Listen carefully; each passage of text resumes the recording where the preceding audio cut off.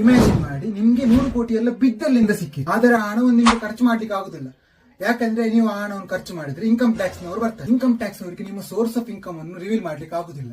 ಈ ಟೈಮ್ ಅಲ್ಲಿ ನೀವು ಕ್ಯಾಶ್ ರಿಚ್ ಬಿಸ್ನೆಸ್ ಅನ್ನು ಸ್ಟಾರ್ಟ್ ಮಾಡಬಹುದು. ಈ ಬಿಸ್ನೆಸ್ ಅಲ್ಲಿ ಪ್ರತಿದಿನ heavy amount of cash involve ಆಗಿರಬೇಕು.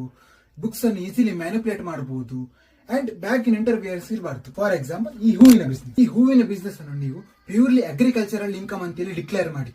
ಇದರಿಂದಾಗಿ ನಿಮ್ಗೆ ಇನ್ಕಮ್ ಟ್ಯಾಕ್ಸ್ ಕೂಡ ಬೀಳುವುದಿಲ್ಲ. ಫಸ್ಟ್ ಸ್ಟೆಪ್, ನೀವು ಮೊದಲಿಗೆ ಒಂದು ಅಗ್ರಿಕಲ್ಚರಲ್ ಲ್ಯಾಂಡ್ ಅನ್ನು ಪರ್ಚೇಸ್ ಮಾಡಿ. ನಂತರ ಆ ಲ್ಯಾಂಡ್ ಅಲ್ಲಿ ಹೂವನ್ನು ಬೆಳಿ. ಸ್ಟೆಪ್ 2, ಈ ದೀಪಾವಳಿ, ಕ್ರಿಸ್ಮಸ್ ನಂತಹ ಫೆಸ್ಟಿವ್ ಸೀಸನ್ಸ್ ನಲ್ಲಿ ಈ ಹೂವುಗಳನ್ನು ಸೇಲ್ ಮಾಡಿ. ಮಾರ್ಕೆಟ್ ಇಲ್ಲದಿದ್ರೂ ಕೂಡ ನೀವು ಪ್ರಾಕ್ಟಿಕಲ್ ಆಗಿ ಫ್ರೀ ಆಫ್ ಕಾಸ್ಟ್ ಗೆ ಸೇಲ್ ಮಾಡಿ. ಯಾಕಂದ್ರೆ ಈ ಹೂ ಮಾರಿ ಬಂದ ಇನ್ಕಮ್ ಬೆಳೆದಿಲ್ಲ.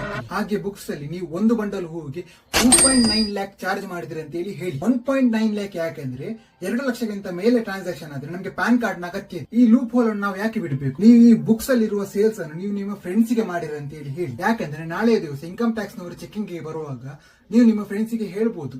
ಆಗ ಫ್ರೆಂಡ್ಸ್ ಹೇಳ್ತಾರೆ, ಹೌದು ನಾನು 1.9 ಲ್ಯಾಕ್ ಗೆ ಪರ್ಚೇಸ್ ಮಾಡಿದ್ದೇನೆ ಅಂತ. ಸೊ ಇದರಿಂದಾಗಿ ನೀವು ನಿಮ್ಮ 100 ಕೋಟಿ ಬ್ಲಾಕ್ ಮನಿಯನ್ನು ವೈಟ್ ಆಗಿ ಕನ್ವರ್ಟ್ ಮಾಡಬಹುದು. This is called money laundering.